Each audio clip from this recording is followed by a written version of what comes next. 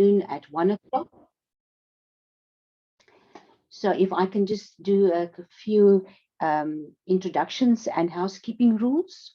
If all the participants and everybody can just keep their videos off. If we can, all the participants, please keep their microphones also on mute. It will just help for the bandwidth as well. And then there will be a question and answer box. If you have any questions that you want to post, please post it in there. We will not be able to answer raised hands or in the chat box. We will have some presentations, and at the end there will be time for live questions and answers that we will take through to the presenter. I also want to welcome all the panelists that are currently on our team, and welcome to everybody from all the different countries. I see all of you are putting in the chat box where you're from. Welcome to everybody, and we are looking forward to this great session with Dr. Jaco Nys from CSIR. But first, I want to introduce Ms. Izini Onwika from Africa CDC that's going to run through into telling us exactly what is the status of COVID in Africa at the moment. So please, if you do have any questions, please put it in a question and answer box and we will take it from there. Over to you, Izini. Thank you.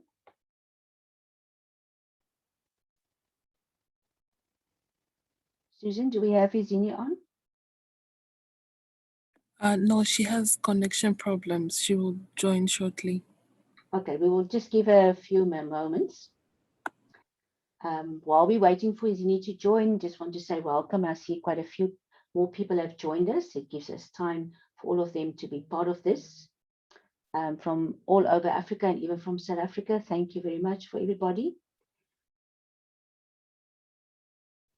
Today we're going to have a little bit of a different perspective, and we're going to have it from the engineering and architectural side. And as we've seen, there's a lot of questions about that in the past webinars, and we thought it will be great to have somebody with the expertise and their know-how to explain a little bit more. And we have Dr. Jaco Nys from CSIR here that will take us through that as soon as we have Izini on the call. So we're just waiting for her for a few minutes. If you will just stand by with us. Thank you.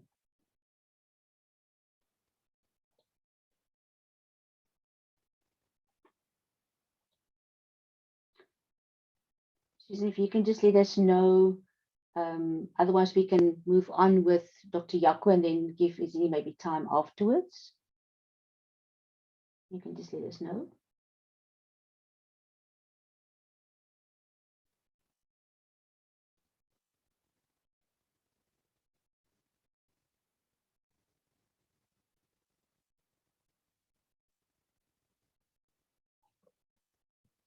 Izini or Susan, do you want us to continue or do we still have to wait a few more minutes?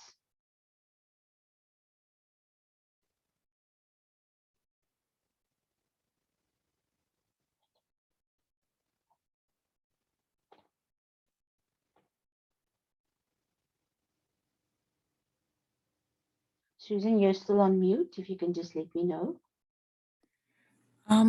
Sorry, she joined as a participant. I'm upgrading her to a panelist. Okay. Yes, now she's okay. Right. I'm just going to welcome Izini from Africa CDC, and Izini will take us through the Hi. Hi, Izini. Welcome. Yeah, finally. Sorry, apologies. I had logged in. I had to log out to log in again. Sincere apologies for the delay. No worries. You can take it to the floor. Thank you, Izini. Okay, so I'll just share my screen and then we can take it off. Thank you.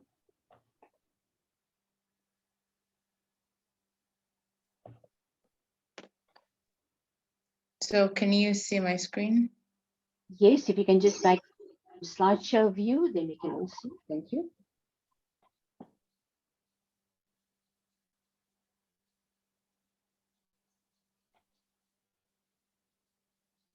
Okay, great. So I'm going to take us through I'm going to take us through the situation as of today, the COVID-19 pandemic situation as of today in Africa and globally. So globally first, we look at the situation and we can see that 170 million cases have been confirmed with a CFR of 2.1%. And you can see clearly from the map from the graph on the right that a lot of countries are peaking, and most of the cases are from the Sahel region and from the Emerald region, and well, almost everywhere in the Bahol region, you can see really increasing cases there, and it looks like you can see the waves, like it's a third wave happening there. And on your right, on your left, you can see the codings for the countries, those between 1 to 100, 100 to 10,000. So you could just see the coding and see where your country falls in, and where Africa mostly is below 100,000.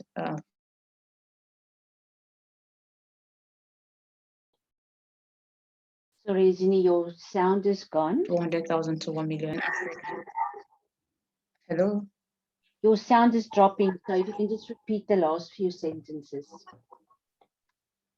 Okay, hello. My network is really not so great today. So I'm just saying that in some cases in Africa, the cases are between 100,000 to 1 million in some places. And in South Africa, it's greater than 1 million from the color coding. Most of the countries are between 10,000 and 100,000. So for Africa, we can see that from the left, we have 4.8 million cases.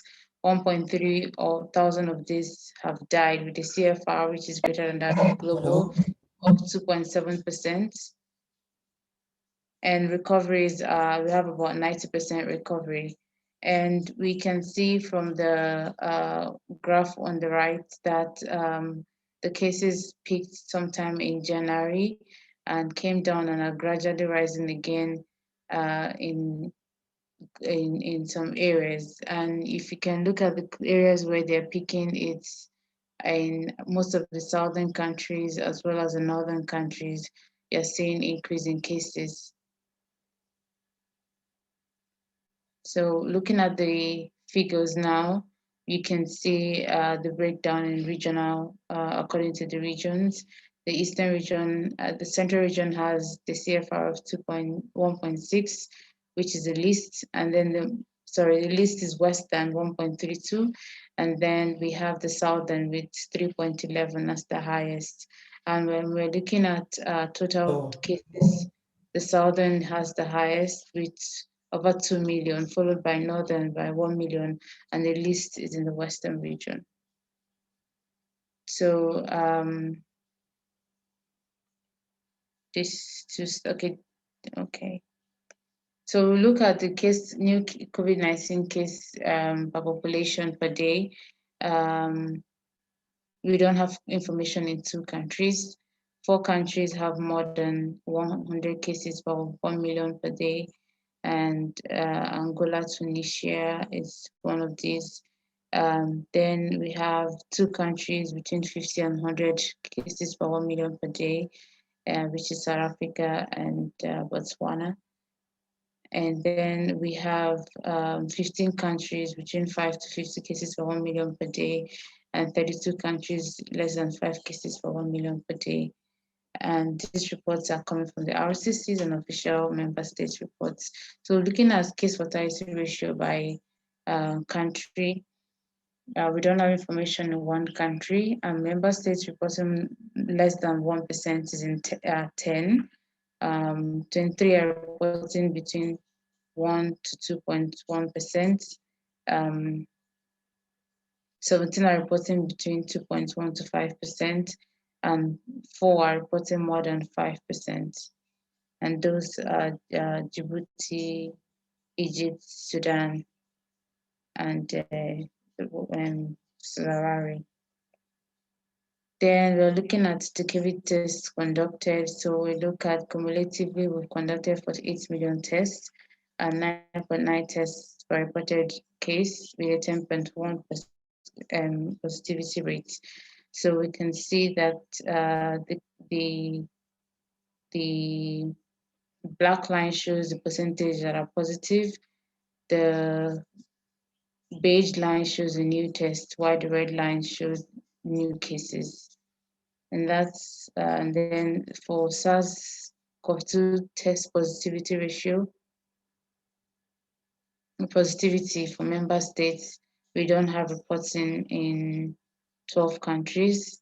Member states reporting test positivity of less than or equal to 2 are 17. 12 are reporting more than 2 to 7%. 4 are reporting more than 7 to 10%, and 10 are reporting more than 10%. So that's all for me. Thank you very much. Lester. Thank you very much, Izini. I just want to also let everybody know that today there won't be a live Facebook streaming, but we are recording and it will be posted later on to the website. All of these presentations will also be sent to everybody that has registered to participate today. So we want to thank you. Izini, thank you for that. I want to hand over now to Dr. Yaku Nice. He's our senior researcher and architect from CSIR. He's got a PhD in architecture. And also, one thing I know about him is that he's got a theological degree as well. But that is for a different story. So I'm going to hand over to Dr. Yaku Nice. He can just show his picture so all of you can see him. And then he can start sharing his screen. Thank you, Yaku. Thank you very much, Anna. Thank you for that introduction. Let me unshare my video so that we can all have a bit more bandwidth, and then I'll start sharing my screen.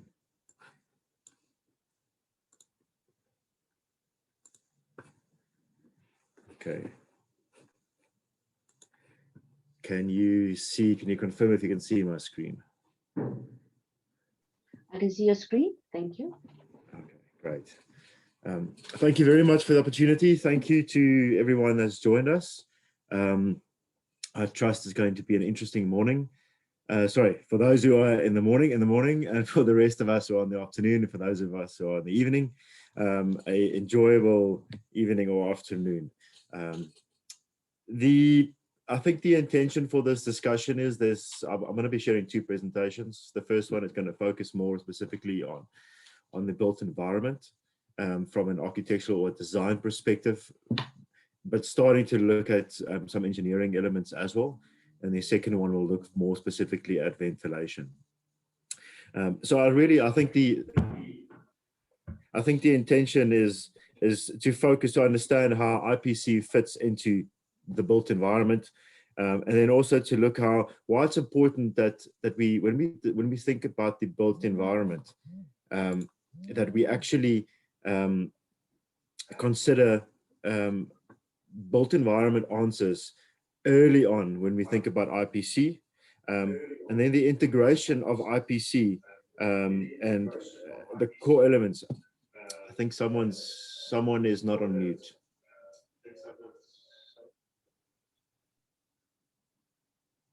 All right, there we go. And then the critical layer that's integrated into the way we design and plan, and which is often not there, and it's critical that it is there right from the start. So without further discussions on that, let's jump into today's presentation. So the first one, what are we going to be looking at? We're first going to look at health, infection, IPC, HAI, some design considerations. We're going to look at a very interesting topic that's currently emerging, and that's MOBI, which stands for microbiology of the built environment. And then we're going to look at some specific ventilation relevant to the design and planning. So we're going to look at isolation, and then I'm going to go through some case studies and then close off, and there are some bonus slides in the end. So let's see how far we get through this. I made sure that there's more information than what I potentially have time for, because I believe it's important that you actually get that information and it's shared with you. So let's just start off. Firstly, there's a bunch of numbers out there, and you might not know what those numbers mean, but this is extremely relevant actually to currently today and how we think about space. So when we look at the number 65.3, that is sort of the average life expectancy. South Africa and in Africa, the number of years that you'll be living. And what is the next one is that 86% of that time, you're actually going to be living indoors. 70% of that's going to be at home. With about 30% of that, you'll be sleeping. About 8%, obviously, you'll spend a bit more time. Yes. Sorry, your sound is breaking up. I'm not sure if it's because of the headphones. So if you can just... Let me see if I can get it better. Yeah, please. Thank you. That better? It sounds like it, yes. Thank you. Is that loud enough or should I make it louder? I think it's loud enough. It sounds better. Okay. Okay. All right. So, and then the most important item is the 86, because that's the amount of time that we spend indoors. And those indoors could be in healthcare facilities, it can be at your house, it can be at any other public environment. Makes the way we deal with we think about these spaces really critical. And now with the advent of COVID, it becomes even more critical. So just to put this into context of where we're going, currently 2020, we get about 50% of the 7.5 billion people in the world or globally are residing in urban spaces. And that's going to increase globally to 68% to 5 billion. And by 2060, Africa alone will have a 300% increase of urbanization. Now, this has all kinds of effects on what's happening currently. And that means increased healthcare facilities, different approaches to healthcare solutions, considering how we deal with public spaces, interior environments, and what does that look like? So these are new challenges that we are going to be facing, but we need to face it from a perspective that I'm hoping to share at this presentation today. So just a bit of data and why HAI is so critically important. HAI in developing countries is developed countries is about 9.8. In other words, hospital or healthcare acquired infection, 9.8 per 100 people. But in developing world countries, that is far in excess, and 15.5 plus per 100 people, and we believe it's even more. But the reality is the cost of this, or the cost of occupational diseases, and we haven't measured this yet for South Africa or even for Africa for that matter. Just in the States alone, it's in excess of 46 billion annually. And we can only imagine what that cost could be for Africa as a continent. And these challenges often come through little information, poor reporting, or guidelines that are being followed, and that is just locally. But I imagine it could be the same for the rest of Africa. And then we get this big number, which is what we have with COVID, and the COVID death rate that I've got there for South Africa at this point was slightly delayed. That's a few weeks back, and we know that's actually increased. But when we look at the TB incident rates, and we look at HIV infections, and we look at the co-mortality rates, those numbers are getting really high, and that's been high for some time. But it just means that the potential risk from getting infection in environments are critical, and we need to understand why and how the built environment plays a governing role in that. So, infection principles. Many of you, I'm sure all of you know Florence Nightingale.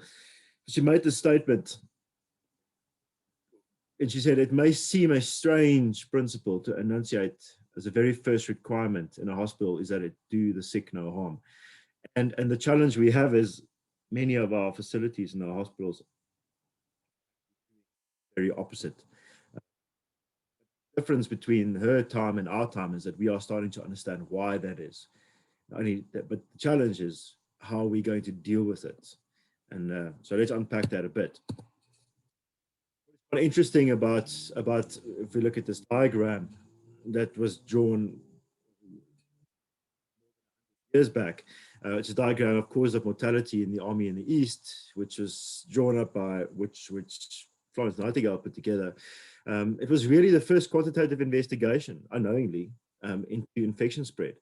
And if we look at those numbers, a majority of the deaths are from diseases, not from the wounds in battle, which means or implies that these spaces and the environments that these soldiers were in, these camps, these makeshift hospitals, were actually adding to potential cross-infection, and they were dying from that as opposed to what they came in for.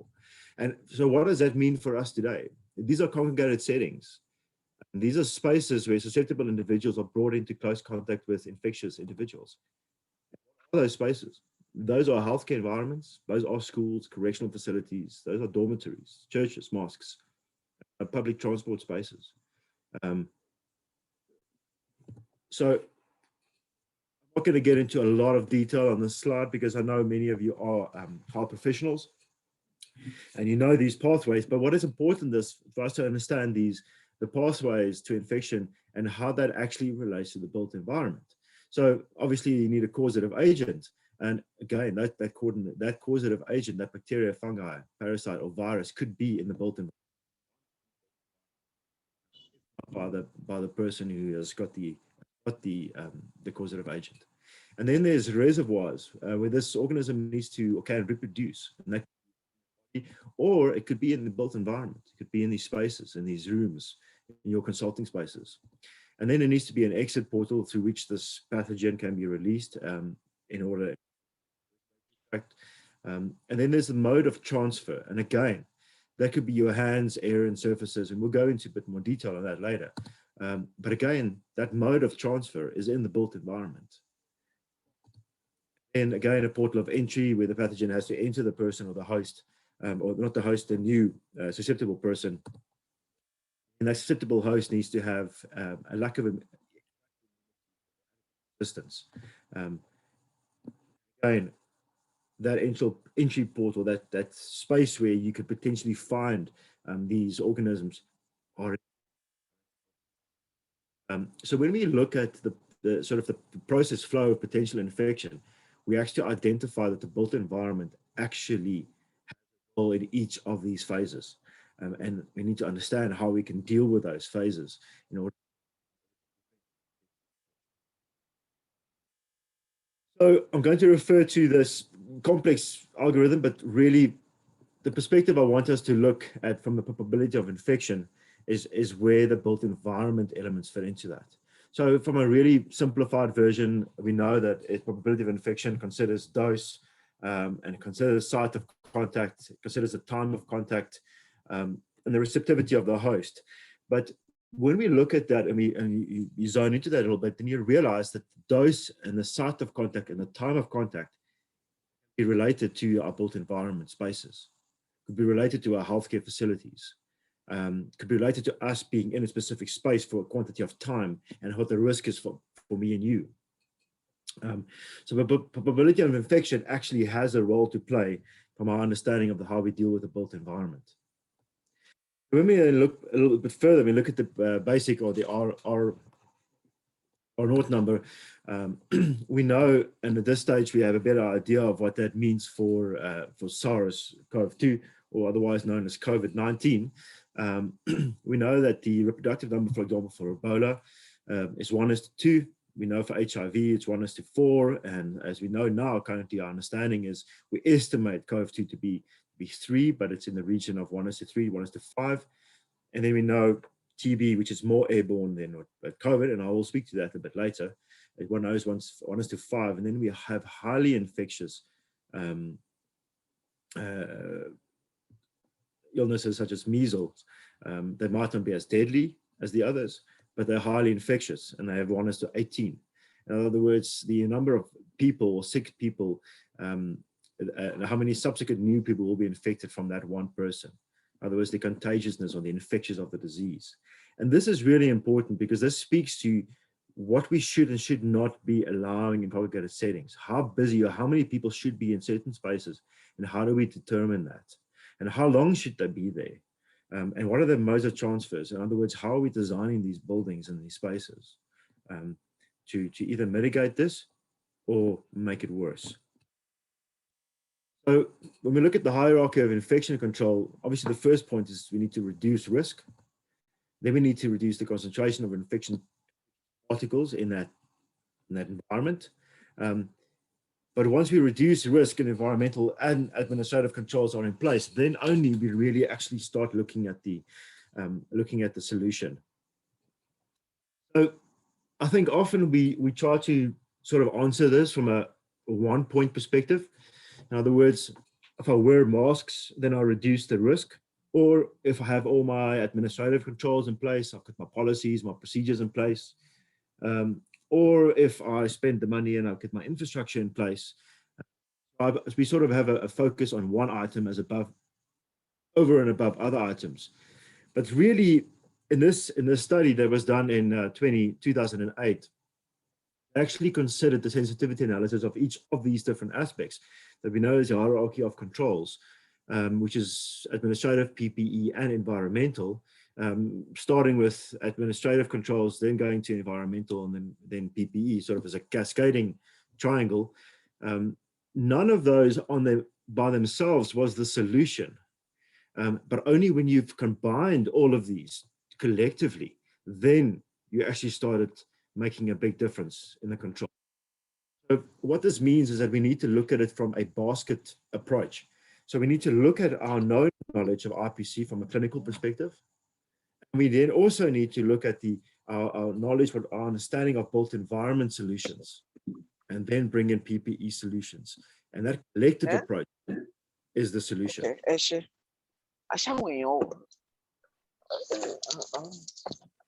I'm going to take a next step further, and let's quickly speak to some infection principles from the methods of infection. So principally, contamination by airborne occurs either through the airborne route, droplet route, or the touch route. And then we know it's spread by various bacteria, fungus, or viruses. But what is important that it is first by us as human beings. And then secondly, it's only dependent on the environmental conditions. In the instance of SARS-CoV-2, we know it's droplet and touch, but, and I will speak to this a bit more later, we also know that research is showing it is also airborne. So hosts can acquire it obviously in two ways, either vertically, inheriting it from their parents or source, or horizontally from the environment around them. And we find that when we speak about TB, when we speak about COVID-19, in other words, droplet or airborne contagion, and let's look at COVID, findings have indicated that the majority are horizontally. Very few anomalies. But what's really critically important for us at this stage to understand is that there's really two ways to prevent the spread of antimicrobial resistance in microorganisms. And the first one obviously being optimizing antimicrobial use, so that we don't increase resistance. The second one is to, and that provision, that stopping that transmission. In the light of vaccines rolling out now, we don't know when those vaccines will be rolled out. There's still a lot of debate around the quality and the efficacy of vaccines, but I'm not going to get into that, and I think that's a discussion for another day. But with vaccines in the process, we might get to the first optimization, but with the second one being, we need to then consider what are the other options we have to deal with these. And that's just that, and that includes our built environment solutions. When we look at the WHO fact sheets on determinant settings with limited resources, what are the typical things that we need to look out for where we have potential higher risk of infection? Well, inadequate environmental hygienic conditions and waste disposal, that's one. Critical to the built environment, obviously, is I don't think just poor infrastructure from lack of maintenance, but also poor designed infrastructure, appropriateness for its purpose and use. Then insufficient equipment, understaffing, and then overcrowding again. And I've highlighted in red the ones I believe are relevant to And then poor knowledge application of basic controls, infection, lack of procedures, lack of knowledge, and then again, absence of local and national guidelines and policies. And that also starts speaking to the so, as I said earlier, there is a hierarchy of controls when we consider infection prevention control. We look at administrative controls and we look at environmental controls, because in both of these elements, and I'm not going to speak to PPE now, but I'll speak to ventilation, because you wearing a mask is in many ways very much the same principle as when we consider how we deal with ventilation inside buildings. So from an administrative controls, what would that be? And I mean, this discussion today is not about IPC holistically, but it's important that we sort of bring this into context with the built environment, is that there are obviously managerial and administrative policies and programs. And this is important because there's a layer of IPC in the built environment where I have a design of I have an existing facility, you have existing spaces, the way that you choose which spaces you use for which services, and the way that that followed actually speaks to those policies. But at the same time, it also speaks to the application and use of built environment spaces and the potential IPC or cross-infection that can or cannot occur in those environments because of the way we use them, because of the way we clean them, because of the way we deal with ventilation within those spaces, and our choice of surface material and surface cleaning. And then it carries on into looking at SOPs, and then the relevant SOPs for certain respiratory protection requirements, depending on what the specific environment is. And then screening and triaging and fast tracking in separate clinical streams.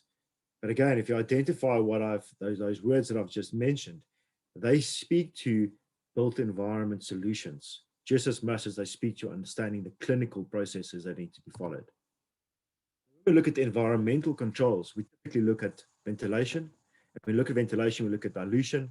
In other words, meaning how do I reduce the amount of potential contaminants in the air? Typically, the example is if I take a glass of cool drink, let's say you take a glass of Coke, you pour it into a big jug, and as you add more water into it, you'll see it starts diluting and it starts changing color and becomes lighter and lighter and lighter. Now imagine that water that you were adding was air. The more air I'm adding, and imagine the Coke at that stage was potential contaminant, whether it was TB or COVID or whatever it was. The more dilution, or the more I dilute it, the more air I bring to it, the less I have the potential of cross infection for someone getting that specific disease. And then we have stack effect, we have buoyancy, we have pressure. In other words, how does air move because of temperature or pressures, and how do I actually design spaces to do that? And then looking at design principles, that looks at flow, that looks at material choices, and then UVGI, and I'll just overview that a little bit later. In other words, ultraviral germicidal irradiation, and where it's appropriate and where it's not. And it's critical to understand how we should use it and how we shouldn't use it, and what we should have in place in order for it to actually work or not work. And then planning, program, and functional use of facilities and material selection. So these are the critical items that we need to consider when we think about environmental controls. So now there's further practical approaches when we think about contact and airborne spread. Because why am I saying contact when we're speaking about airborne and droplet? Because at some point, we have what we call fallout. So what is in the air is going to land on the surface. And when it lands on the surface, how do I deal with that? Is it still viable when it's on the surface? We know that, for example, TB in the air is viable for quite some time, even up to 12 to 24 hours in the air. We know, and some recent studies have shown that COVID and we know COVID is predominantly droplet, but we know that it can move in the air, and that could be even then therefore viable potentially for up to 6 hours. And then it falls out, and we have to still understand what it means when it falls out, and me touching surfaces and so on, and getting it from that. Suddenly these things become important when I can't remove contact from understanding airborne or droplet, because there is a strong relationship between each of those three routes. How do we resolve that from a built environment point of view? Well, for example, we speak to avoidance or designing out. In other words, speaking to separation, seclusion, and isolation. And I'm going to speak to isolation a little bit later, and the difference between separation and isolation. And then mitigation, in other words, a bundle approach. And I started talking to you that from an administrative, PPE, and a built environment group solution. Thinking about transmission based on what am I trying to resolve, what is the biggest challenge, and how do I give that priority. Then systems proofing. If I know I'm relying purely on a mechanical system and my power goes off, and I know that's a regular occurrence, then I need to consider the appropriate solution so that I can systems proof that in advance if that's going to happen. And then people proofing. This is an interesting topic, but we've been in so many facilities where you've got a good designed HVAC system, and it actually is it's thinking about negative and positive pressures, and it's thinking about the healthcare workers, and it's providing the required air changes or liters per second per person. But then it also has an on and off switch.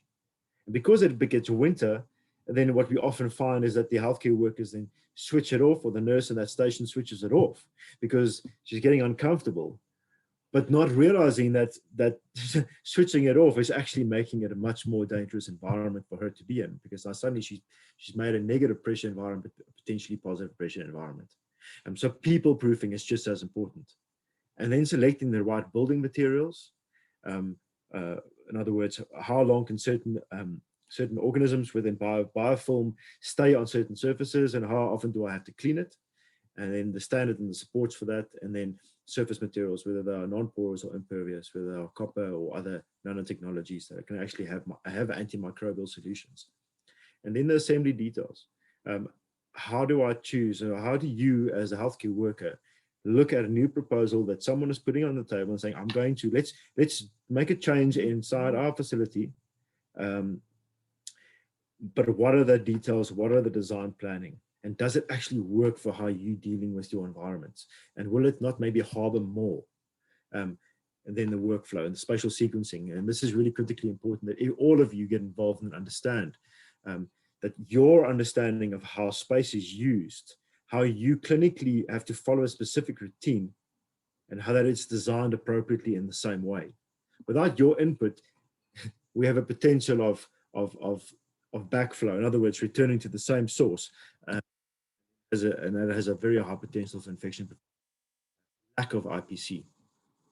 The question really is can we really assume that built environment professionals actually embed infection prevention control mechanisms? So in many cases are no, because they don't all have the knowledge or the insight of these systems work. Know that typically the flora from the built environment, whether it's endemic or epidemic exogenous environmental infections, can be either, we know it's in water or damp areas, and occasionally even in sterile products, which means where we find that is a potential source. How we deal with that, we need to then consider. It could be in linen, it could be equipment, it could be in supplies, and it could be in the fine dust and the droplet nuclei, which we know is going to be or smaller than 5 micromillimeters.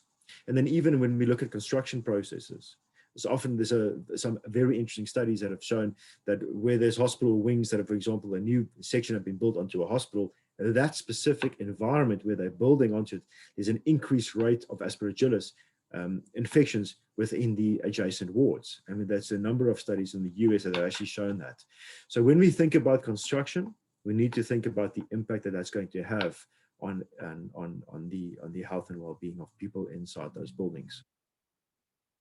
I'm not going to go into the contact and surfaces with much detail, because I know we're focusing more on airborne and contagion and droplet. As we know, it is very much possible, and it's certainly definitely possible, to get affected by touching surfaces or objects. As I said earlier, fallout is one consequence of that, what falls to the surface. We know that it's not the case in TB, because the TB is not viable, but we know that is the case in other organisms. The duration before it is inactivated, for example, for SARS-CoV-2 or viruses on surfaces, how long is it still going to be alive? And for me, it's still viable, so that if I do touch that surface, that I can contract it, and then it can actually be affect me. And that data is at this stage still a moving target. And then there's a lot of common surfaces that we need to consider, and we see that the increased use of every shop or every facility you go into, you have to wash your hands. And that's really is because these could be on door handles, it could be on lift buttons, it could be mobile phones, public transports, stations, places. So we need to think about those things. So the SARS-CoV-1 outbreak, respiratory droplets, and we know that was up to a distance of 2 meters. CoV-1 also showed it was viable in a variety of inanimate surfaces for up to 96 hours. But when we look at CoV-2 or COVID-19, studies show that it's 10 to 12 times greater affinity, which means it's higher, it's more likely than what we originally thought for SARS-CoV-1, or variant virus. So we need to be very, very careful. And I think most of us know that by now, and we have been dealing with COVID-19 for quite some time. So what I'm going to sort of show you here is just a new perspective for us to understand, and this is new work that's currently happening. And this is the microbiology of the built environment. And this understanding, and this architects and engineers starting to look at the built environment from this perspective, seeing the built environment or buildings from this position. At the mechanics of infection from the organism's perspective, and where and why it will be there, and how we then have to deal with it. And why is this really important? Because I think we also need to understand, and it's just as much for myself as a built environment specialist in IPC, or just as it is for each one of you in healthcare, is that we, just as our body moves air and, as we breathe in and air moves into our lungs, and as blood pumps through our veins, and it needs to get to all the parts of the body, and if it doesn't, for example, get to my feet or to certain limbs, that limb will start losing its necessary requirements, and it will potentially then start dying. Well, exactly in the same way that the body is a system, a building is a system as well. A building has a series of systems, and if it's one section is cut off, if, for example, if the water is cut off from one section and it's not cleaned up, it dries out, and you have a potential for all kinds of other organisms to grow in that space, and then to get aerosolized, and that could be a major issue. And for many other services and systems within buildings. So we can actually start seeing buildings from the perspective of the human body. So what does this mean for us practically and for you practically? Firstly, it's a very complicated or very complex system, and there's a lot of ecological drivers. Environment, and that's water, humidity, temperature, sunlight, materials. But what we often do when and I'm going to sort of edge into that, is that we are almost over sterilizing some environments. And what happens then is that it gets over colonized by the really hard invasive species. And those are the ones that we know as those superbugs. And I think we've all heard those words, but that's often where they sort of come from. And they are the only ones who are able to survive. And then they are substantially worse for us. Anyways, the built environment is a barrier between us and the diversity that we actually need or we are exposed to.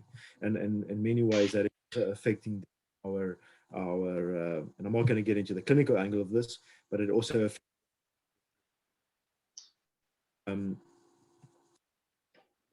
in this quote, and I'm going to quickly read it. It says, human population is profoundly influenced the surrounding availability of environmental microbes in urban areas, creating a non-linear feedback loop that are far from being understood. And we are only starting to understand the impact of these spaces. And that's why I said earlier, this is just going to get worse the more we urbanize. And we need to understand what this could be or could not be for us as a whole, and how we deal with built environments. So what is really important is to understand from a spatial analytics, in other words, the understanding of space use, application, programming. And that means if I have and I'm going to go through a case study later, I have a clinical love copy that needs to be fulfilled, then there's a specific program spatially that needs to occur. And I will use a CSSD as an example later on. In buildings, programs. And these hospitals are often, and hospitals in particular, are often considered to be driven by very strong programs. But they have a tendency to shift between the weak and the strong program. And when we speak about a weak program, it means that the space configuration, in other words, the way it's designed, the actual rooms, that are caught in brick and mortar, that's the dependent. But when we have when we overlay our policies and our procedures, and that overrides just using space based on where it's designed and planned, then we have a stronger program. And we know with hospitals that actually sort of shifts in between those two spaces, where we know, for example, in offices, it is a much weaker program. It's more aligned with what is built is the way I use it. What this means is that there's actually a gap in our understanding of IPC, a gap in how we should be dealing with these spaces. Healthy environmental microbiomes determines our human health, and we need a balanced structure between both of these. And in this sort of scatter diagram, what is very interesting is that there are in buildings, and we did this in a study in South Africa, in a hospital, 2 hospitals in fact, is that there are very distinct, unique communities. And from an IPC point of view, this is critically important because we can clearly see there are an air and there are surface communities that are distinct. And also they even shift between that, they are seasonally affected, which means that you have certain seasons that you'll have certain organisms in your environments, and certain seasons you won't. And certain seasons that will have higher surface, and certain seasons will have higher air communities in your environment. It means we have to design upfront, plan, consider carefully what are the ventilation solutions we are using, so that we don't have seasonal outbreaks of specific. The majority of organisms in hospital and public environments are 65% from us as humans. However, fortunately, the majority are not pathogenic. As I said, there are distinct communities, and therefore the key factors are seasons, geography, ventilation, and the building type. But then critically important, people and occupancy. Behavioral choices, just as important. Cleaning frequency, procedures, how crowded is the space? Because we find correlations between flow patterns, occupancy, and the quantity of organisms that we find in those spaces. Which means if I've got large waiting spaces, before people, so the route, if a person comes into one waiting space, then goes to a space where they need to go to history taking or information, and then go back to a secondary waiting space, and then go to a consulting space, then to a pharmacy, and then exit that same route again. Those flow patterns are critically important, especially if you consider one of those people could be unknown TB, unknown COVID, unknown other items. And how do we consider that space? And when we look at ventilation, we speak to quantity of people in an environment. When we look at materials, we look at how easily it can be cleaned. When we look at the volume and the shape and the size of those spaces, we look at how much air can be moved in those spaces, and how least can I cause potential people touching each other so that I can reduce potential infection. Know that ventilation is a source driver for distribution, and there are various ventilation methods, and we need to consider the appropriate ventilation method. Layering these solutions into our buildings, and not just after the fact, but actually at a design or planning phase. If you are considering to move one consulting space, and you said maybe we need to move that to an entrance so that's closer to where people are sitting, then we need to carefully consider moving that. So what are the implications for moving that clinical environment to that new environment? What are the flow implications? What are the current ventilation implications if I make that change? Will it be better or will it be worse? And that way we actually now, and that's what we're speaking about, that program that you are now overlaying on top of your existing infrastructure. How do you deal with that? So when we think about airborne and we think about droplet, when we think about aerosols, we speak specifically to organisms that are less than 5 micromillimeters in diameter, and they can travel in distances of excess of 6 feet or 3 meters, and substantially more than that. But when we think about droplets, those are organisms or particles that are larger than 5 micromillimeters, which means they're bigger and they're heavier. And they only travel a distance of less than 6 feet in distance, less than 2-3 meters. And then our third option that we speak about is fomites, and this is what I said about earlier, is when they fall out. So when we speak about COVID, what does that mean? COVID is somewhere in between those two items. So to make this slightly more practical and for you to understand this when you think about your spaces that you're working in, when something is at 1 micromillimeter, means that, and I'm not going to go, it means that it has a very low terminal velocity for settling into an environment, but it can take 7 to 10 hours, 7.9 hours to fall 1 meter. That could take up to 240 meters far that it can travel. The larger the particle becomes, the heavier it becomes, and the greater the terminal velocity is reducing, and the less time it takes to fall. So in other words, it'll travel less, it'll fall out faster, and the rapid reduction is 11 meters, 2.9 meters, and even less, and even less, and even less. If you're more than 6 meters away, you can potentially get something that is exhaled, and that could be like a sneeze. If you are 2 meters away, that could be a cough. And if you're less than 1 meter away, that's just breathing. And that's why we speak to social distancing, because this is the dynamics behind particles. Particles and the velocity of particles is so critically to understand. Why we need to consider where people are seated, how they are seated, the spaces between them, the environments, and the volume in which they're seated. When we consider all of that, then we need to look at a ventilation hierarchy. So firstly, you go at a full mechanical ventilation, which is sort of the last solution. And you can go to a hybrid system with climatic adaptability, which is sort of before your full mechanical system solution. But obviously your first solution is fully. More occupied spaces, in other words, the more people are in an environment, the lower your solution has to become, because if we go to full mechanical immediately, the cost to maintain, the cost to run that system far outweighs the value of the system, because you will never reach an effective balance where you're actually creating a healthy or a potential low risk environment. And also then you need to speak to adaptability and so on. So just an example, when we look at reducing occupancy numbers, just by reducing the numbers, and you'll see on the left-hand side of this table, we look at occupants, and below we look at the time, and we look at as we reduce in all cases, as we reduce the number of people in an environment, they can be in that environment for longer. But if we keep it, for example, to an extremely high occupancy, then there has to be a lot less people in that space.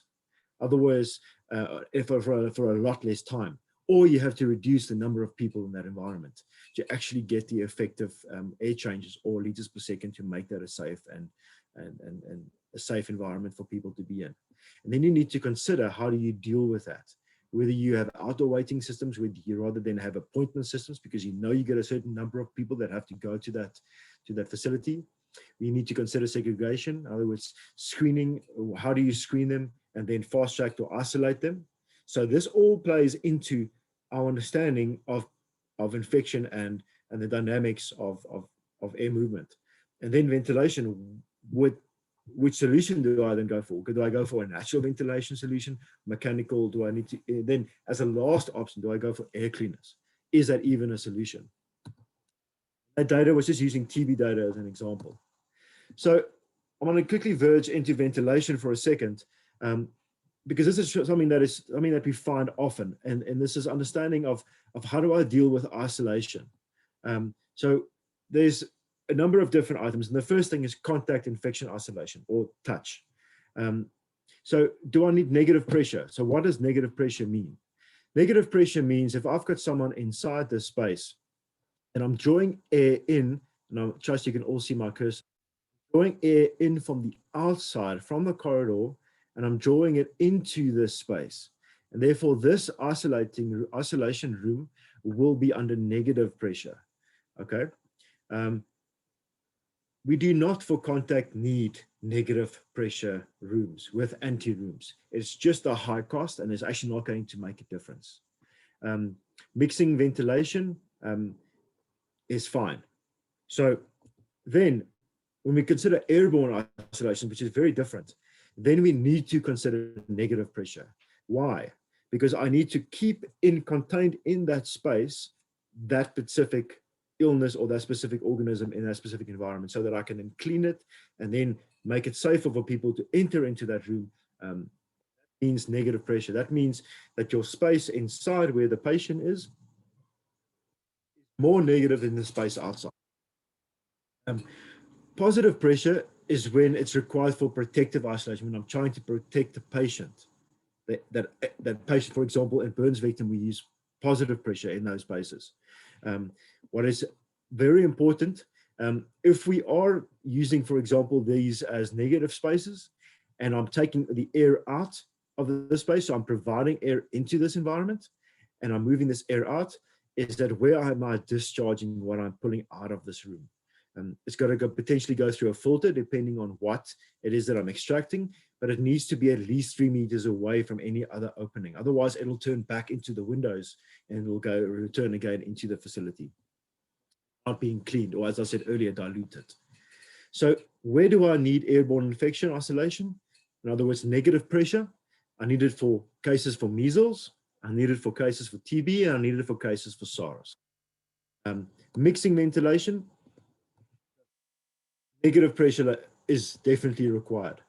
And then you can have anti-rooms, and it's not always a requirement, but an anti-room means that you've got better control over the negative pressure of that environment, because this space becomes sort of the break between these two pressure systems, these two pressure cascades.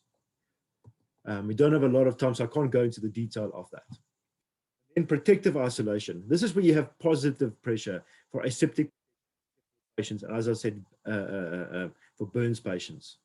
And where we have a bubble or a sink anti-room for burns rooms, depending on their job.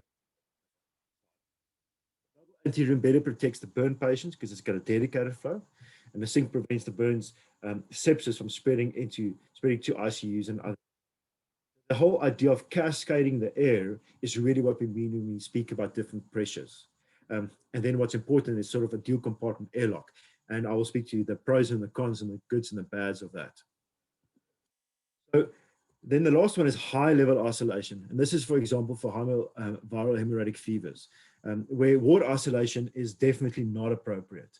You need to remove that patient out of that space into a dedicated, isolated environment. And this requires dedicated staff, patient access routes, access to labs, and decontaminated equipment. And it's got a number of additional spaces and rooms and anti-spaces required to that, for both the safety of the healthcare workers, but also to prevent, if you're having a dual-use rooms, to have it prevented from spreading through other systems within the facility. And it also requires a dedicated HVAC system for the specific unit by itself. Cannot be combined with the rest of the facility. Important do's and don'ts is do not use dual pressure isolation rooms. What do we mean by that? Don't use positive and negative rooms, rooms that I can change to positive or I can make negative, because it often does not work. And then you have a problem. And not just that, you actually don't know if it's negative or if it's positive. When we've been to many facilities, we've realized that it's supposed to be negative. But then we get there and it's actually positive, which means it's been a risk for the healthcare workers for a very long time. And they just were unaware of that. Don't share ventilation systems, as I said just now, or electrical conduits with other wards, because that is the routes in which these organisms can travel. We know ventilation is a core method through which pathogens move. So if we use the same system, we are likely going to be spreading it. And as the data indicated that I showed earlier in that microbiology research that we did, in the microbiome study, majority of the spaces actually had a shared biome, meaning they were actually shared or connected through the ventilation systems. Then interesting is don't use swing doors in units without anti-rooms. Why? Because there's a lot of indication and there's a lot of research that shows the amount of air, and we call it a plume of air. So it's like this bubble of air. As I move the door and the door close it, it actually pulls in the air from one or the other space. And that is a highly likely that it's going to then pull in either, if it's a positive pressure, and it should be positive pressure, it's going to bring in pathogens into that space that could be deadly for that person, if it's a burns patient, i.e., or exactly in the opposite, if it's a door that's closing outwards and it's pulling in all the pathogens, for example, for a patient that has tuberculosis, and it opens up into the passage, and then it's going to blow all of that into the passage, and that is a high risk for the staff and for the people of the public that are in that room. And then don't HEPA filter exhaust unless respiratory protection is prescribed for that specific isolation model. And then only sometimes, because HEPA filters are extremely expensive, and they have to be maintained.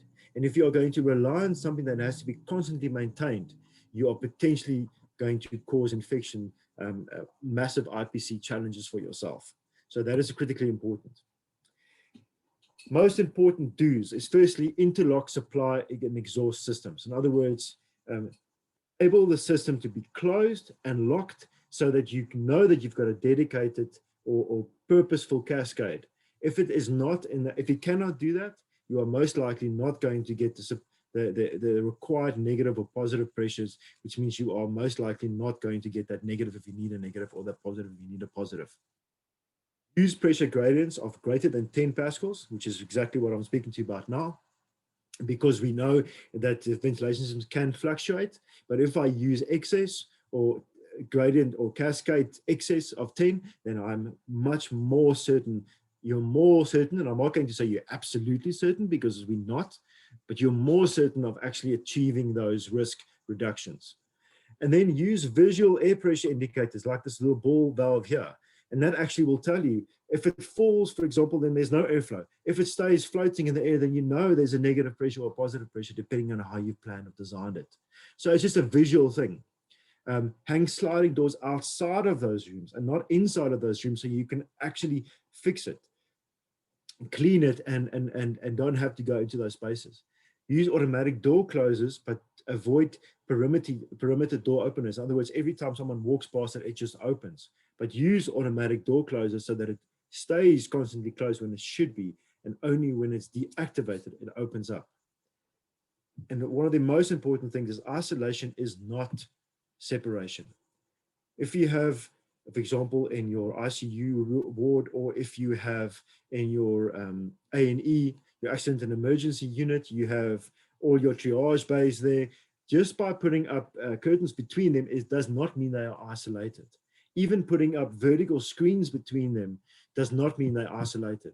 Isolation means that I've got a dedicated closed space that is separately managed ventilation-wise. That is isolation. That, otherwise, we are still dealing with separation. And then plan, design, and cost appropriately. I know I'm going to be running far over time, and I think I'm probably far in excess of the time that I should have been going. But I'm pulling in some ventilation concepts already. But just to give you an idea, when I'm going to use this case study from a CSSD, or centralized system, sterilization unit, you understand, and from a healthcare perspective, or a clinical perspective, we know that there's a specific process that needs to be followed. I need to receive the dirty, then I need to sort the dirty, I need to decontaminate the dirty, inspect it, or replace items that need to be replaced in that space, pack it, sterilize it, store it, dispatch it. So there's a specific process that needs to follow. However, I need to translate that process into some kind of a diagram. And we call this a bubble diagram, or we call this a zoning diagram. And this speaks to sort of a directional planning and considering IPC core elements.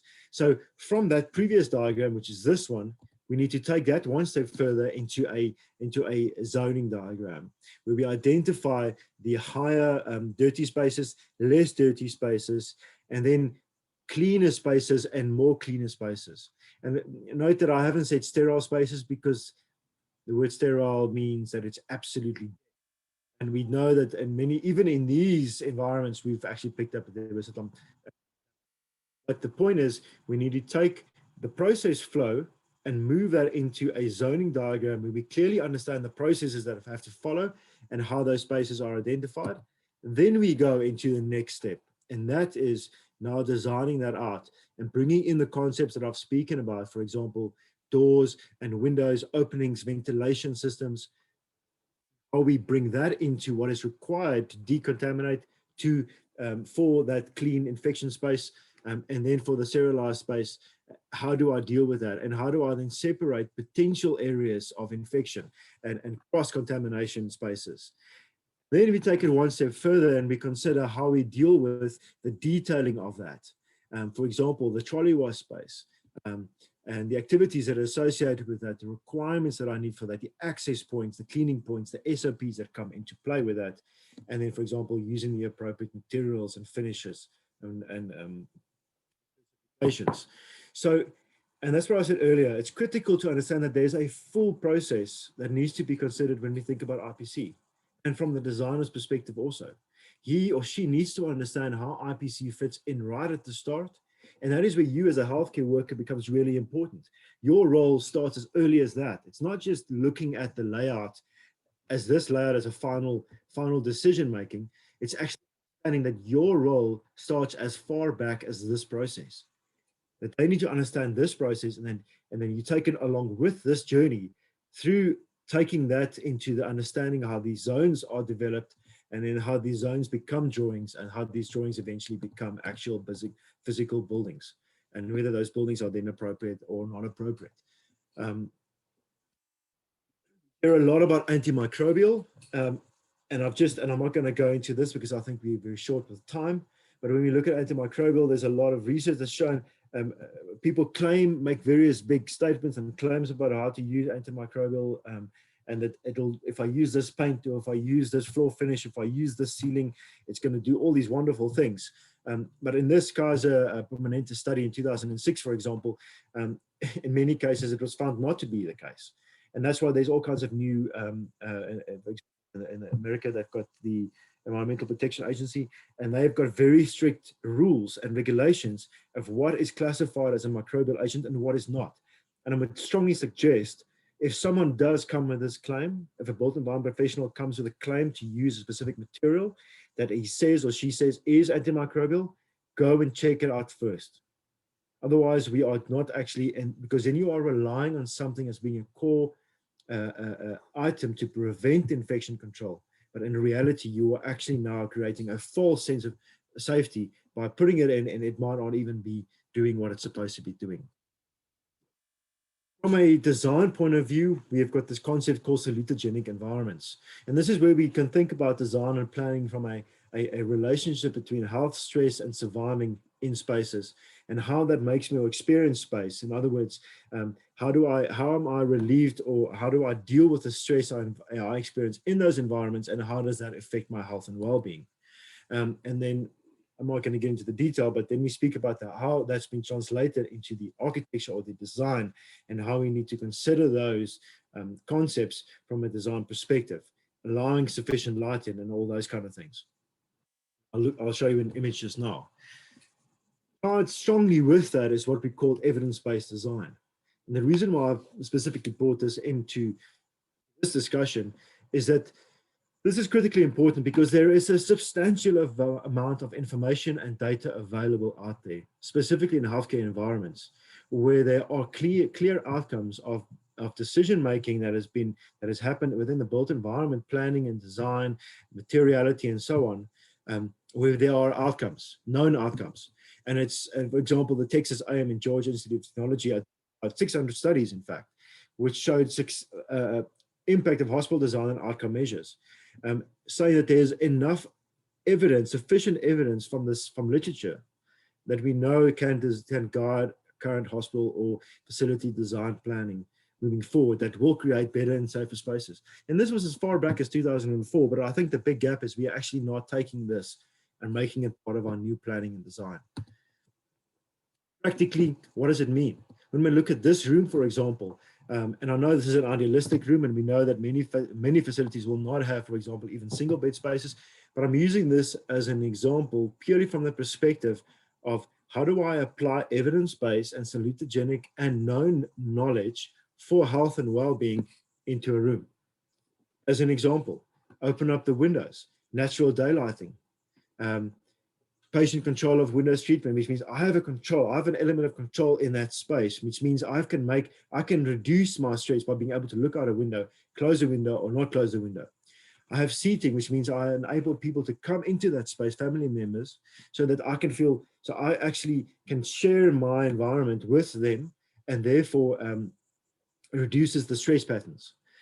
Using the right appropriate materials for the carpeting of the, if you are going to be using carpets, or the appropriate solution for acoustics, because we also know acoustics and the sound in these spaces are not good for me if I have high levels of sound, because I'm not able to sleep, and therefore my recovery rates are lower. And then bringing, for example, information, so I'm also aware of my status of illness, and then also how far is my proximity, for example, to a toilet or to a bathroom. How easily is it accessible to a hand wash basin? Is it at the door, which means I've got a consistent interaction with that, which means I will clean my hands, or the doctor or the nurse will clean his or her hands. And then using cubicle rails, which we know are often cases where we find cross-contamination. So when we consider all of these things, and we then interpret that into a design, we see that these core basic principles are actually also found in our design solutions. Just in closing, key factors that influence our built environment is our seasons, our geographies, is the ventilation, is our people and our occupancy, and it's the building material. We find that there's a lot more people in winter spaces, of course, and they tend to sit together and come together. And when we find that there's an increase of OTUs in those spaces, which means we have a higher potential of organisms that can be transferred from one person to the next. Our building material matters, and our design choices are critical. The correct isolation, the correct separation, the level of humidity, the correct quantity of ventilation in specific rooms and spaces, based on how many people there are really important. Our behavioral choices, how often are we cleaning, or the procedures that we are following, how do we direct a person from one space to the next, directional flow. And then layering our IPC policies within our design and planning, right up front, and not as an afterfact, an afterthought. Policy implementing it versus building design program plays a major factor, because when we can start bringing the policy into our design planning, into our building planning, into our solutions, using the right ventilation systems, for example, using the appropriate materials, then we start improving the quality of that environment. Droplets hang around for quite some time, which means the choice of ventilation we use is critical, absolutely critical. Bonus, what's currently happening internationally is what we finally have is what we call the WELL building standard. I'm not going to sort of express my opinion on this at this stage, but at least there's a standard that starts thinking about more than just what we know are the green standards, all those standards out there, but something that speaks to actually the wellness of the individuals, of the people in those spaces. That is actually linked to this whole new drive that we call healthy buildings. And there's this interesting new publication out there.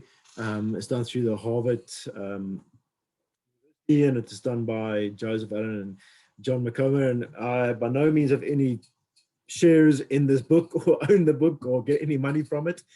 But what's really good about it is we are starting to speak to core elements that actually improve the health of our buildings, and starts taking into consideration the items that I've spoken about through this presentation, and how do we translate that into buildings, and what add buildings.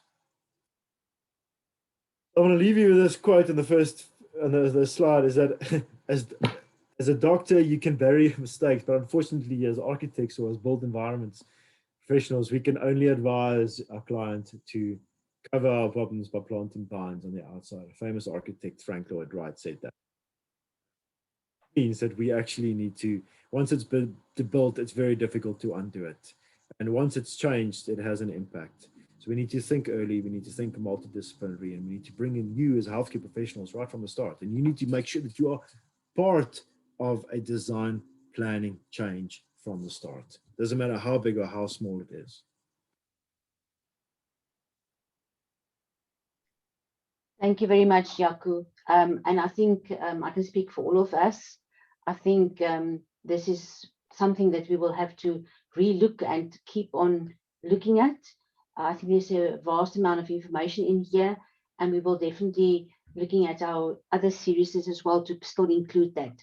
I'm going to hand over now to No to take us through some of the questions, and we have a panel of experts, and then also for Dr. Jaco. So know if you can take us forward with the questions. Thank you. Thank you so much, Anna, and thank you, Jaco, for that very insightful presentation. Just for the sake of time, we've got quite a number of questions, but for the sake of time, I'll prioritize those questions that are around what was presented today and the topic that was tackled today. And then for the rest of the questions, if we do not get round to them, I'll just like to kindly ask Susan to collate so that they can be responded to via email. With that being said, our first question is from Teresa Belay. I hope I'm pronouncing it right, from Ethiopia. And he is asking about decontamination of a space where that has been exposed to airborne particles. So the question that Teresa is asking is how we can clean the airborne droplet from the environment if it stays for 6 hours. So over to you, Jaco, if you'd like to respond to that. Yes, there was an entire next 28 slides that I would have loved to have gotten to, which I specifically was going to speak to ventilation, the different systems that we can use, how we need to consider that. But to the question specifically, airborne droplet, in the worst, in other words, in the most quietest room where there's very little air movement, that is the absolute longest. It's one of the longest periods that it will stay in the space. What is the solution? Appropriate ventilation. And when we speak to ventilation, we speak to what you commonly might know as air changes. And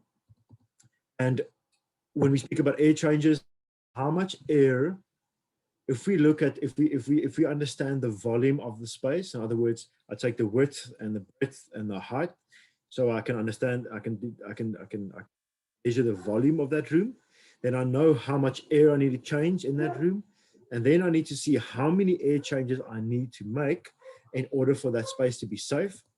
And then I also have to bring in with that how many people are in that room, so that I can appropriately change the air sufficient times for that space to be safe. And the higher I change, the more often I change the air, the safer I am. In other words, if you know that you are every 30 minutes or an hour going to have a new patient in that room, then we know that you have to at least change that air once, twice, 3, 4, 5, 6 times. What we use as a number, and I'm going to see if I can share this presentation, or alternatively at another time we can present the second presentation.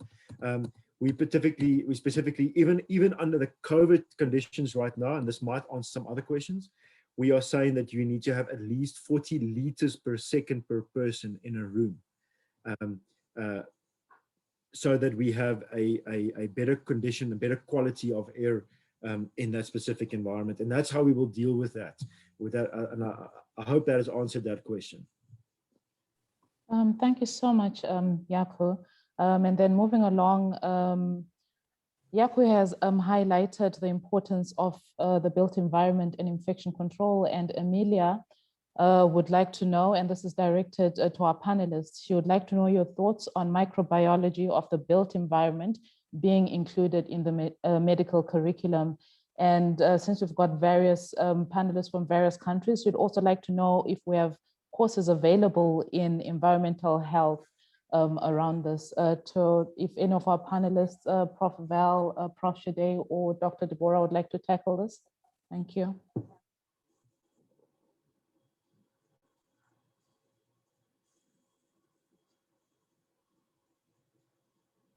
Good afternoon. I think this speaks to improving the curriculum of healthcare workers. I think till recently, the built environment was not a major part. In fact, in many curricula, infection prevention and control is not. So I think it's just of ensuring that IPC, which would include the built environment, should become a standard part. So the work will begin in individual countries as to ensuring that IPC is within the undergraduate curriculum for all our professions in healthcare. It's becoming really clear that there are many things that impact health that we really need to understand better. So yes, I think this should come into our curriculum. Thank you. Thank you, Prof. Shade. Is there anybody else from the panelists who would like to make a contribution to that question?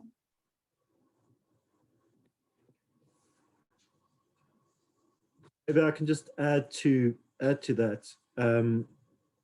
In particular, the microbiology of the built environment is an extremely new field where we're only starting to understand and starting to bring together these for many years polar opposites. We never sort of thought about these two concepts, the built environment and what the microenvironment that we can't even see, how they influence each other. So I think that's something that is definitely developing, but exactly as the previous panelists spoken to, is that the need for built environment to be embedded, or at least a limited position of it, understanding of it, is critical for us to really fully engage with IPC in our healthcare spaces. Thank you so much, Jaco. And then we've also got a question from Nokia C2. Okay, it's rather lengthy. So Nokia C2 is giving some insight about the built environment under the current situation or the current pandemic of COVID-19. And then he is asking for, Nokia C2, he or she is asking for your thoughts on lessons learned, to say in the context of what is going on with COVID-19 and what we now know about the built environment and its importance. How should architects, planners, and policymakers react and learn from this pandemic? So they're asking for lessons learned moving forward. What is it that we've learned about the gaps that COVID-19 has highlighted? And do we need to re-examine our current status or the current way in which we actually do things? So I'll give it to Jaco to maybe briefly give us his thoughts on that, and then extend it to the panelists. Thank you. It's a very good question. I think we are definitely, and I think it was so there's good and bad things about COVID. The bad thing is obviously the obvious, and it's the lives and toll it's taking, and the infection and other implications that it is having at the moment. But one of the good things, at least, that we need to always look for the silver lining, is that it is telling us clearly that we need to reconsider the way we design our buildings. We need to sort of go back to where we were. And there's an interesting position on that is we've got all these new guides on cleaning, on sealing up our buildings and making them airtight and greening our spaces and our places that we live in, from a mechanical position almost. But really, in many ways, we actually need to consider how many people are in those rooms. How is that actually, are we ventilating it sufficiently? If I think back, for example, just 70 years ago, the average typical building had large volumes, big open windows, and those spaces were substantially healthier for potential cross-infection. So yes, there's definitely review and rethink about how we design buildings. So I suspect there will definitely be some new thinking about policies and guidelines. And we've already seen that happening when we think about ventilation rates, for example, and we will probably see reviews of ventilation rates and requirements for certain environments and spaces in various countries. So that's definitely something that's going to come from what's happening at the moment.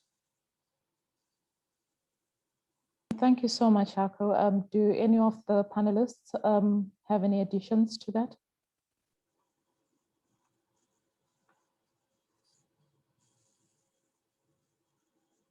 Okay, thank you. So just moving along to a question from Amelia, which is very relevant given our current situation with COVID-19. So Amelia is asking about infection prevention and control considerations when it comes to residential environments.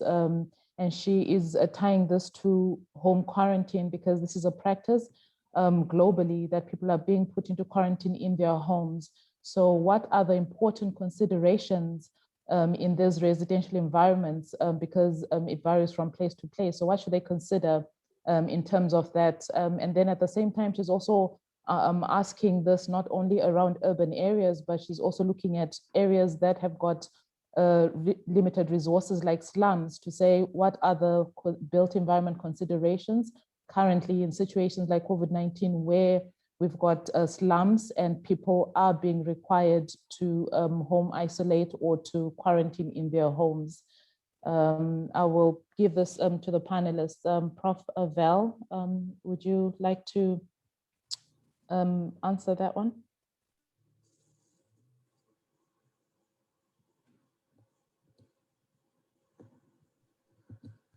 No, I think Prof. Val has dropped off.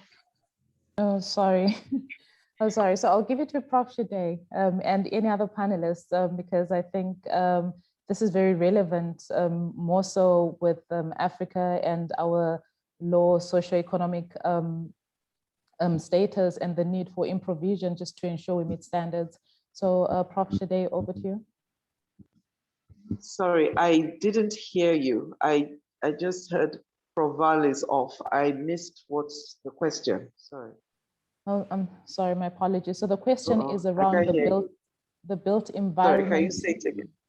Okay, so it's her question is around considerations for infection prevention and control when it comes to residential environments. And she is pointing more to what is going on with the current pandemic, where people are being required to isolate at home or to quarantine at home. What are the important considerations in terms of infection prevention and control around this residential environments? And she's also pointing to the fact that we're not only looking at residential areas that have got provision maybe for things like reticulation systems or ideal structures, but also the slums. Thank you, Prof. Shade. This is a really difficult question. Difficult in the sense that I'm thinking from the perspective of the built environment. First of all, let me say the person who is isolating has been living in that house with their family so essentially we're not really talking about isolation as you would in the hospital, but we're talking in terms of separation from the rest of the family, because the distinction was quite well made by the guest speaker. At the home front, we're looking at separation, 1, 2, dilution of droplets in the air. So you want the room that the person will be staying to have good ventilation so that they can move, the aerosols are reduced, and to have as little contact with the people in the house. Now, when it comes to, and of course, to take care of all the other things like proper waste, cleaning the space, and so on. When it comes to slums, it's a little more difficult. There are two things that because again, you have a lot of people in a small space. But the other part of it is that most of them live, when I use the word outside, a lot of this, many of them are out of their buildings for most of the time. Sorry. So, but the slums cannot be ideal. Essentially, a slum is an ideal space. So I think when it comes to slums, we can only work at the best what we have there. The person should be masked to reduce the emission of droplets out of their from their respiratory tract. And I would say, which is that as much as possible should be separated, if that is possible, from the rest of the family. Where it is possible, such people should be moved out totally, but it is not possible. So we always have an unideal situation. So they would use their PPE all the time. And if the family can move away from them, that would be great. If they can be alone for most of the time. So you can see I'm struggling because really a slum situation will depend on what you find in that particular space. And it differs from one to the other. Because really, when you're looking at most of these slums, there are situations of overcrowding and lots of people in the same space. The only mitigating factor is really that the people around the person in the slum are already exposed to that person. So if I were to handle it, I would isolate the people that live with them, in other words, sort of a cluster isolation rather than a person isolation. The people that live together should be isolated. I don't see and which other way we can do it, because if they came out of that home, then they were probably exposed even before the person knew he was ill. So I would just isolate the whole cluster rather than take it on an individual basis. But that's something I think we still really need to look at. Thank you. That's my personal opinion. Thank you so much, Prof. Jade, for providing us with some insight into that. I was wondering if any of the other panelists as well would like to have a go at that question. This is Ario. Yeah, thank you, Prof. Prof has spoken on the ventilation aspect of the IPC measures. Part of the IPC measures they need to take for those who are home isolated. So another area we need to look at is the use of mask. Anybody who is tested positive and is home isolated, it has been like general belief that when you are in the community, you can use cloth mask. So this time, the person needs to move away from cloth mask and should start using medical mask at this time when the person is tested positive, whether it's symptomatic or asymptomatic. The person must use medical mask at this time. And another thing we need to consider when we are home isolating is to caution the contact or the members of the household from moving around, because at this time you don't know who among the members of the household is having the virus. So at this point, when someone is tested positive within an household, the most important thing is to report to the local authority to take up contact tracing, because we've seen many cases when someone is tested in a private clinic or something like that, and they keep it to themselves. They don't report. So in this case, it will be difficult to monitor the transmission within that very household. Also, the part of the consideration, IPC consideration for that situation is the healthcare workers who might be monitoring the family also need to be careful, because sometimes they do focus on the one who is tested positive, whereby there's another person within the same setting who might also be infected. So the precautions, the standard precautions, the transmission precautions, all the precautions need to be taken seriously when we are dealing with home isolation. That is it from me. Over. Thank you so much, Dr. Bakari. As I mentioned earlier, our time is very limited and it is running out, but we do value all your questions. So we will not attend to all questions, but we'll make an effort to respond to you. I can see some very insightful questions and some very excellent ideas on built environment and what it means for Africa and I guess globally in light of COVID-19.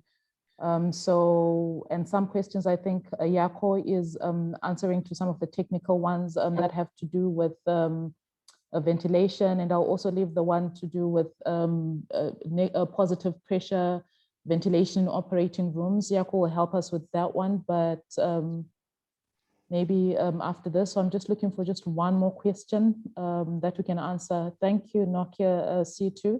Very insightful questions. We'll make an effort to attend to those. Unfortunately, because of time, we're now beyond our time.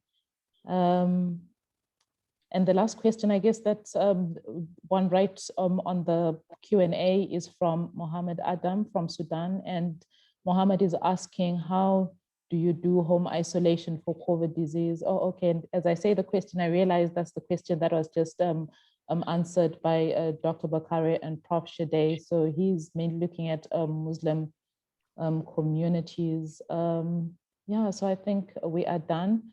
Thank you so much to our panelists, and thank you so much to our participants. Thank you for all those who put in questions in the Q&A. And sorry again, because time has been very jealous and has taken away from giving us more time to answer the questions. Thank you, and over to you, Anna. Thank you very much, No, and thank you very much to the panelists. Thank you as well to Dr. Jaco. And as we've seen, I think we will definitely include this again into some more of our webinars. I think there's a huge amount of information that we can get from there.